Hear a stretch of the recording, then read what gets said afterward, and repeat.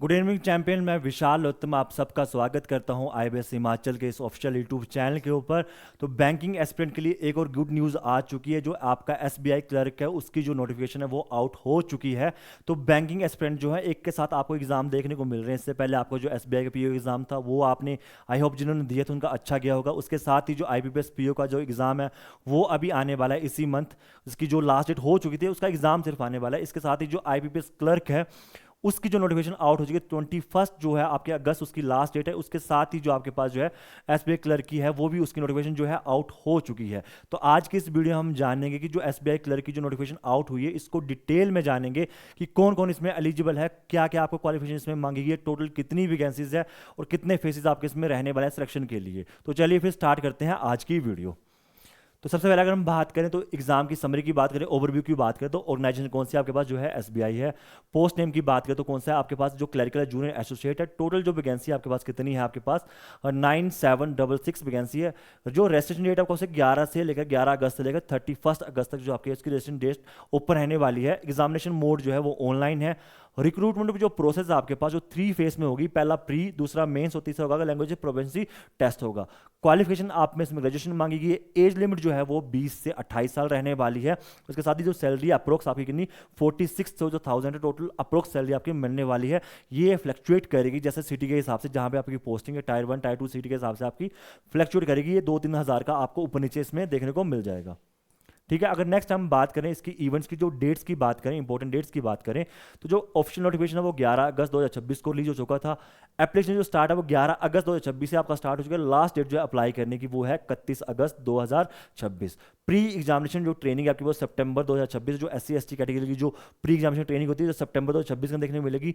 Pre का जो admit card है वो 2 सितंबर 2026 के अंदर आ जाएगा। प्री की जो डेट्स एग्जाम डेट वो आपके कब कब होने वाला है 26, 27 और थर्ड वीक ऑफ अक्टूबर, जो 3 अक्टूबर को 2026 के अंदर ये जो डेट आपको जो दी गई है, टेंटिव डेट जो दी गई है आपके पास कि 26, 27 और 3 अक्टूबर को जो इसका प्री का एग्जाम होने वाला है।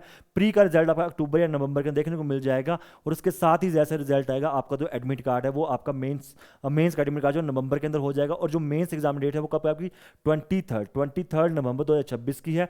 जो फाइनल रिजल्ट आपका दिसंबर एंडिंग या फिर जो जैन के स्टार्टिंग के अंदर आपको देखने को मिल जाएगा।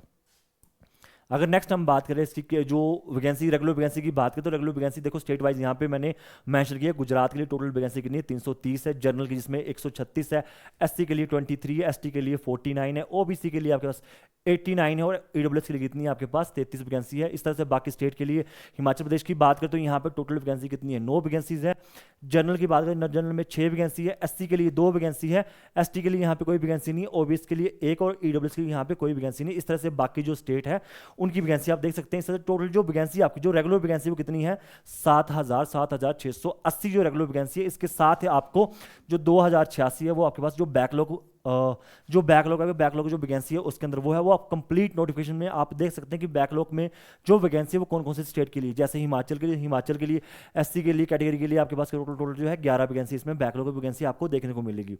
अब देखिए जिस स्टेट के अंदर जो वैकेंसीज कम है तो और जो स्टूडेंट अप्लाई कर रहा है देख रहा है कि मेरी स्टेट में कम है वैकेंसी तो मैं कैसे अप्लाई करूं या फिर अप्लाई करना चाहिए या फिर नहीं करना चाहिए। तो उनको एक बात बता दूं, अगर आप किसी भी स्टेट के अंदर जॉब करने के लिए रेडी हैं, मतलब कहीं भी जॉब कर सकते हैं, तो आप अगर नोटिफिकेशन जाके देखेंगे जो भी स्टेट है स्टेट की जो रीजनल लैंग्वेज कौन सी है। अगर जो रीजनल लैंग्वेज जैसे मान ली हिमाचल का स्टूडेंट है, हिमाचल में वैकेंसीज कम है पर वो स्टूडेंट किसी और स्टेट में अप्लाई करना चाहता है तो आप चेक करें कि उस स्टेट की जो रीजनल लैंग्वेज कौन सी है। जैसे हिंदी हिमाचल की हिंदी है और किसी स्टेट की जब हिंदी रीजनल लैंग्वेज तो आप वहां पे उस स्टेट से अप्लाई कर सकते हैं। ठीक है, चलिए फिर अगर नेक्स्ट बात करें तो इसकी जो क्वालिफिकेशन है वो क्या है आपके पास। देखो क्या बोला है, वैलिड ग्रेजुएशन डिग्री चाहिए आपको, ग्रेजुएशन होनी चाहिए आपकी, चाहे कोई सी स्ट्रीम हो, आर्ट्स कॉमर्स हो साइंस हो, किसी स्ट्रीम से आपका हो जाएगा। इसके साथ ही स्टूडेंट का एक डाउट रहता है कि क्या कि जो फाइनल ईयर स्टूडेंट है, फाइनल ईयर में जो स्टूडेंट है क्या वो अप्लाई कर सकते हैं। तो बिल्कुल वो अप्लाई कर सकते हैं। बस जैसे आपका जो सिलेक्शन होगा, फाइनल सिलेक्शन होगा, तो जब प्रोविजनल आपको ज्वाइनिंग दी जाएगी तो आपको जो क्या आपकी जो डिग्री है उसका प्रूफ देना पड़ेगा कि आपकी जो डिग्री है कंप्लीट हो चुकी है। कई बार स्टूडेंट क्या तो स्टूडेंट की कई बार डिग्री नहीं आती, पर जो आपका रिजल्ट का PDF आएगा या रिजल्ट का कोई भी सोर्स आपके पास है तो आप उसको दिखा के यहाँ पे सिलेक्शन ले सकते हैं। चलिए अगर नेक्स्ट बात करें इसकी एज लिमिट की, तो एज लिमिट जो है वो 20 साल से लेकर 28 साल जो है आपके पास 20 साल मिनिमम रहने वाली है और 28 साल जो आपके मैक्सिमम रहने वाली है। और यहाँ पे जो कैटेगरी वाइज यहाँ पे इलेक्शन जो मिलती है, जैसे ओबीसी के लिए 3 साल मिलेगी, एससी एसटी के लिए 5 साल है, person with disability general EWS के लिए 10 साल है, ओबीसी वाले 13 है और एससी एसटी के लिए 15 साल है। इस तरह से बाकी जो है आप यहाँ पे देख सकते हैं कि कितनी एज इलेक्शन आपको यहाँ पे मिलेगी। नेक्स्ट अगर हम बात करें इसकी जो एप्लीकेशन फीस की बात करें, तो देखो एससी एसटी पीडब्ल्यू के लिए कोई भी यहाँ पे फीस चार्ज नहीं होगी। जनरल ओबीसी और ईडब्ल्यूएस के लिए आपको टोटल जो है 750 जो है फीस यहाँ पे करनी पड़ेगी। चलिए नेक्स्ट हम बात करें तो इसका जो सिलेक्शन प्रोसीजर है, सिलेक्शन किस तरह से होगा, कितने फेसेस में होगा, तो 3 फेसेस होंगे। पहले आपका प्री एग्जाम होगा, उसके बाद आपके पास मेंस एग्जाम होगा और साथ में जो थर्ड एग्जाम होगा वो होगा लैंग्वेज प्रोफिशिएंसी टेस्ट। और लैंग्वेज प्रोफिशिएंसी टेस्ट है वो सिर्फ उन्हीं स्टूडेंट को देना पड़ेगा कि जिस स्टेट से आप अप्लाई कर रहे हैं और उस स्टेट की जो रीजनल लैंग्वेज है आपने कभी 10th या 12th के अंदर एज अ सब्जेक्ट नहीं पढ़ी, तो उन्हीं स्टूडेंट को लैंग्वेज प्रोफिशिएंसी टेस्ट देना पड़ेगा। या फिर जिस स्टूडेंट ने अगर जो अपनी स्टेट की रीजनल लैंग्वेज है वो 10th या 12th में एज अ सब्जेक्ट पढ़ा, तो उनको जो लैंग्वेज प्रोफिशिएंसी टेस्ट उसको देने की जरूरत नहीं पड़ेगी। ठीक है, बात करें प्री की, तो प्री के अंदर आपको इंग्लिश के 30 क्वेश्चन देखने को मिल जाएंगे, मैथ के 35 क्वेश्चन, आपके पास रीजनिंग के 35 क्वेश्चन। इससे टोटल जो आपको 100 क्वेश्चन मिलेंगे, एक क्वेश्चन 1 मार्क्स आपको देखने को मिल जाएगा और इसके अंदर 0.25 की जो है वो नेगेटिव मार्किंग रहती है। सेक्शनल टाइमिंग आपको मिलता है, ई सेक्शन के लिए आपको 20-20 मिनट मिलेगा, टोटल जो है आपको 1 आवर या 60 मिनट आपको इसमें टाइम आपको मिलेगा। अगर मेंस की बात करें तो मेंस के अंदर आपको जनरल और फाइनेंशियल अवेयर उसके 50 क्वेश्चन 50 मार्क्स के आएंगे। जो सेक्शनल टाइमिंग उसके लिए मिलेगी 35 मिनट्स मिलेगी। इंग्लिश के लिए आपको यहाँ पे 40 क्वेश्चन के लिए 40 क्वेश्चन 40 मार्क्स के होंगे और टाइम जो मिलेगा वो 35 मिनट्स मिलेगा। क्वांट एप्टीट्यूड की बात करें तो 50 क्वेश्चन आएंगे और 50 क्वेश्चन एक नंबर एक क्वेश्चन होगा तो कितने का 50 मार्क्स आएंगे। 45 जो सेक्शनल टाइमिंग मिलेगी। हम बात करें अगर रीजनिंग एबिलिटी और कंप्यूटर एप्टीट्यूड की, तो उसके अंदर 50 क्वेश्चन देखने मिलेंगे जो कि आपको मिलेंगे 60 मार्क्स के। टोटल इस तरह से आपको 190 क्वेश्चन होंगे और जो पूरा एग्जाम होगा आपका 200 मार्क्स का आपका इसमें एग्जाम जो है रहने वाला है। और टोटल टाइम की बात करें तो 2 आवर 40 मिनट जो आपको टोटल टाइम इसके अंदर मेंस के लिए मिलेगा। नेक्स्ट अगर हम बात करें यहाँ पे, तो मैं बात करता लोकल जो लैंग्वेज प्रोफिशिएंसी टेस्ट है, तो मैंने बोला कि ये उन्हीं स्टूडेंट को देना पड़ेगा। यहाँ पे मैंने लिखा मेंशन किया, it apply to provisionally selected candidate who can not produce the class 10th और 12th proof of having the study the specific local language. कि जिन स्टूडेंट ने 10th या 12th के अंदर आपकी जो लोकल लैंग्वेज स्टेट के लिए अप्लाई कर रहे हैं, जो लोकल लैंग्वेज है वो एज अ सब्जेक्ट नहीं पढ़ी, तो उनको लैंग्वेज प्रोफिशिएंसी टेस्ट देना पड़ेगा। तो ऐसे नॉन वर्बल आपका जो ऑब्जेक्टिव 3 पैसेज आएंगे, नॉन वर्बल सब्जेक्टिव जो है उसमें 3 पैसेज आएंगे, 15-15 क्वेश्चन इसमें देखने को मिलेंगे, 15-15 मार्क्स का होगा। उसके साथ ही जो वर्बल है उसके लिए आपको 20 मार्क्स मिलेंगे। इस तरह टोटल जो है 50 नंबर का आपका जो लैंग्वेज प्रोफिशिएंसी टेस्ट वो रहने वाला है। मिनिमम आपको इसमें सिर्फ क्वालिफाइंग करना पड़ेगा और जो कैटेगरी में तो उनको 5 मिनट का जो रिलैक्सेशन मिलेगा आपको मिनिमम क्वालिफाइंग मार्क्स के अंदर। ठीक है, नेक्स्ट अगर हम बात करें सैलरी की बात, तो सैलरी जो आपकी रेंज करेगी 24,050 से लेकर 64,480 तक। जो आपको अप्रोक्स जो सैलरी मिलेगी वो मिलेगी 46,000। ये वेरी करेगी आपकी सिटी के हिसाब से कि आपको जो पोस्टिंग है कौन सी सिटी के अंदर, टायर 1 टायर 2 की सिटी के अंदर है।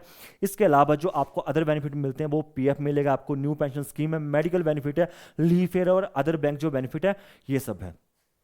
ठीक है, तो ये था आज की वीडियो बनाने का पर्पस कि आपको इस नोटिफिकेशन के बारे में बताना कि जो एलिजिबल है, कौन कौन इसमें एलिजिबल है और जो एलिजिबल है वो अपना फॉर्म जो है फिल कर सकते हैं, तैयारी कर सकते हैं। आप प्रिपरेशन कैसे स्टार्ट करेंगे इसके बारे में थोड़ा सा मैं गाइड करूंगा। तो जिसकी तैयारी पहले से चली उनको तुम सिर्फ इतना बोलना चाहूँगा कि आप क्या करिए, आप सिर्फ मॉक पे जो मॉक है मॉक पे डिपेंड हो जाएगी। आप मॉक जितना मॉक दे सकते हो उतना मॉक दीजिए। आप एग्जाम के अंदर मॉक जब देते हैं, मॉक आप 1 आवर मॉक देंगे, उसके बाद आपको 2 या 3 आवर उस मॉक को एनालाइज करना है। जो क्वेश्चन आपसे छूटे हैं वो देखने कहाँ पे आप गलती कर रहे हैं, एनालाइज करना पड़ेगा आपको कि कौन से टॉपिक क्वेश्चन आप जल्दी कर पा रहे हैं, कौन सा आपको टाइम कंज्यूमिंग है।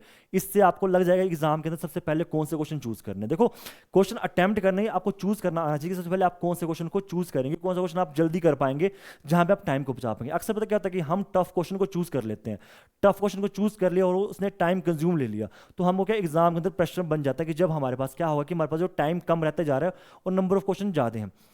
तो क्या करो, इसलिए मॉक जितना दोगे तो आप एनालाइज कर पाओगे कि कौन सा टॉपिक आपका काफ़ी स्ट्रॉन्ग है, किसको आप कितनी जल्दी कर पा रहे हैं। तो मॉक लगाइए।